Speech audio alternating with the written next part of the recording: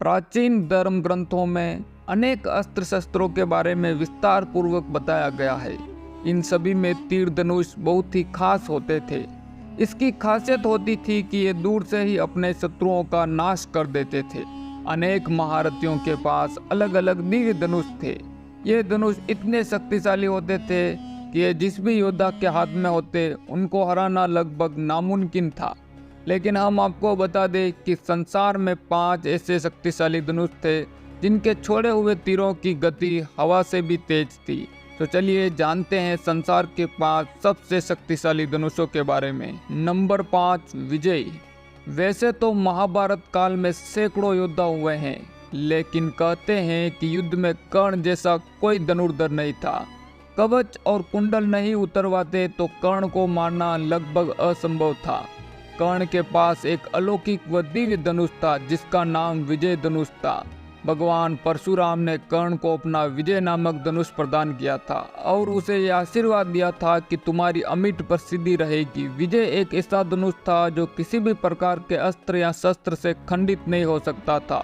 इससे तीर छूटते ही एक भयानक ध्वनि उत्पन्न होती थी। युद्ध के मैदान में कर्ण के विजय धनुष के तीरों की गति इतनी होती थी कि पलक झपकते ही वह तीर शत्रु का नाश कर देते थे। कर्ण के श्रेष्ठ धनुर्धर होने का प्रमाण यह है कि कर्ण के तीर में इतनी ताकत थी कि जब वे तीर चलाते थे और उनका तीर अर्जुन के रथ पर लग जाता था तो रथ 4 कदम पीछे खिसक जाता था। तब भगवान कृष्ण कर्ण की प्रशंसा करते थे और अर्जुन से कहते थे कि जिस रथ पर मैं और हनुमान जी विराजमान है उसके इस तरफ पीछे धकेले जाने से पता चलता है कि कर्ण की धनुर्विद्या में कितना बल है। नंबर 4, सारंग। भगवान श्री कृष्ण ने महाभारत युद्ध में हथियार नहीं उठाने की प्रतिज्ञा की थी।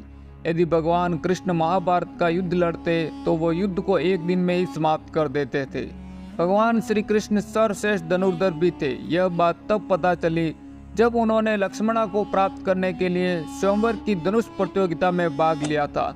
इस प्रतियोगिता में कर्ण, अर्जुन और अन्य कई सर्वश्रेष्ठ धनुर्धरों ने भाग लिया था। लक्ष्मणा स्वयंवर द्रौपदी स्वयंवर से भी अधिक कठिन था। लक्ष्मणा स्वयंवर की प्रतियोगिता भगवान श्री कृष्ण ने सभी धनुर्धरों को पछाड़कर लक्ष्मणा से विवाह किया था। हालांकि लक्ष्मणा पहले से ही श्री कृष्ण को अपना पति मान चुकी थी, इसलिए भगवान श्री कृष्ण को इस प्रतियोगिता में भाग लेना पड़ा। श्री कृष्ण के धनुष का नाम सारंग था। प्राचीन ग्रंथों के अनुसार सारंग धनुष शक्तिशाली होने के साथ साथ दिखने में भी इतना खूबसूरत था कि जो भी योद्धा उस धनुष को देखता वो उसे देखता ही रह जाता। सारंग का अर्थ होता है रंगा हुआ, रंगदार। कहते हैं कि भगवान श्री कृष्ण का यह धनुष सिंह से बना हुआ था। हालांकि कुछ मानते हैं कि यह वही सारंग है जिसे कर्ण की तपस्या स्थली के बांस से बनाया गया था। गांडीव धनुष। धनुष और धनुर्धरों की बात हो और अर्जुन का नाम न आए, ऐसा तो कभी हो ही नहीं सकता। प्राचीन धर्म ग्रंथों में अर्जुन को भगवान शिव के बाद सर्वश्रेष्ठ धनुर्धर माना गया है। अर्जुन की धनुष विद्या भी जग प्रसिद्ध थी। गुरु द्रोण के श्रेष्ठ शिष्यों में से एक थे अर्जुन। द्रोण ने अर्जुन को धनुष सिखाते वक्त वचन दिया था कि तुमसे श्रेष्ठ इस संसार में कोई धनुर्धर नहीं होगा। अर्जुन के धनुष की टंकार से पूरा युद्ध क्षेत्र गूंज उठता था। रथ पर सवार कृष्ण और अर्जुन को देखने के लिए देवता भी स्वर्ग से उतर गए थे। अर्जुन के धनुष का नाम गांडीव था। कहते हैं कि अर्जुन की भुजाओं में तीर चलाने की इतनी शक्ति थी कि साधारण धनुष उनके हाथों में टूट जाते थे। एक बार कण्व ऋषि कठोर तप कर रहे थे। तपस्या के दौरान उनका शरीर दीमक द्वारा बाम्बी बना दिया गया था। बाम्बी और उसके आसपास की मिट्टी के ढेर पर सुंदर और गठीले बांस उगाए थे।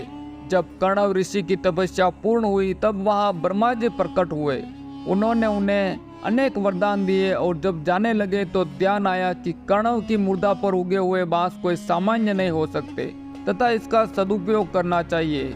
तब ब्रह्मा जी ने उसे काटकर विश्वकर्मा को दिया और विश्वकर्मा ने उसे 3 धनुष बनाए, पिनाक, सारंग और गांडीव।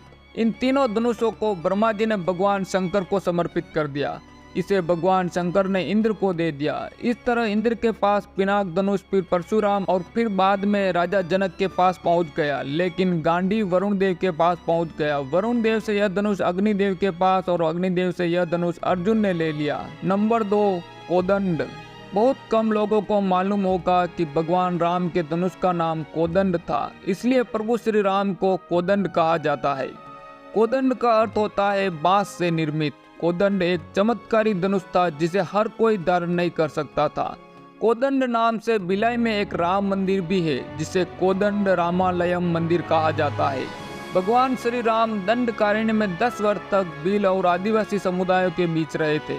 एक बार समुद्र पार करने का जब कोई मार्ग नहीं समझ में आया तो भगवान श्री राम ने समुद्र को अपने तीर से सुखाने की सोची और उन्होंने तरकस से अपना तीर निकाला ही था और प्रत्यंचा पर चढ़ाया था कि समुद्र के देवता प्रकट हो। भगवान श्री राम को सर्वश्रेष्ठ धनुर्धर माना जाता है। हालांकि उन्होंने अपने धनुष और बाण का उपयोग बहुत मुश्किल वक्त में ही किया था। धार्मिक ग्रंथों के अनुसार कोदंड धनुष से छोड़ा गया तीर अपने लक्ष्य को भेद कर ही वापस आता था। नंबर 1, पिनाक धनुष। यह पूरे ब्रह्मांड का सबसे शक्तिशाली धनुष था।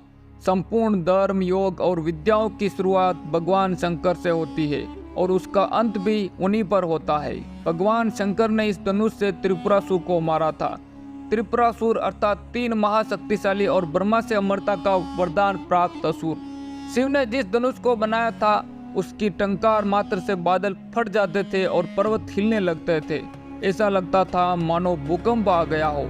यह धनुष बहुत ही शक्तिशाली था। इसी के एक तीर से त्रिपुरासुर की 3 नगरियों को ध्वस्त कर दिया था। इस धनुष का नाम पिनाक था। देवी देवताओं के काल की समाप्ति के बाद इस धनुष को देवराज इंद्र को सौंप दिया गया। एक बार राजा दक्ष के यज्ञ में यज्ञ का भाग शिव को नहीं देने के कारण भगवान शंकर बहुत क्रोधित हो गए थे और उन्होंने सभी देवताओं को अपने पिनाक धनुष से नष्ट करने की ठानी। इस धनुष के एक टंकार से ही धरती का वातावरण भयानक हो गया। फिर सभी देवी देवताओं ने मिलकर बड़ी मुश्किल से उनका क्रोध शांत किया। तब उन्होंने यह धनुष देवताओं को दे दिया। देवताओं ने राजा जनक के पूर्वज देवराज इंद्र को दे दिया। राजा जनक के पूर्वजों में निमि के ज्येष्ठ पुत्र देवराज थे। शिव धनुष उन्हीं की धरोहर स्वरूप राजा जनक के पास सुरक्षित था। इस धनुष को भगवान शंकर ने स्वयं अपने हाथों से बनाया था। उनके इस विशालकाय धनुष को कोई भी उठाने की क्षमता नहीं रखता था। फिर सीता स्वयंवर में इसी धनुष को तोड़कर भगवान राम ने सीता से विवाह किया था।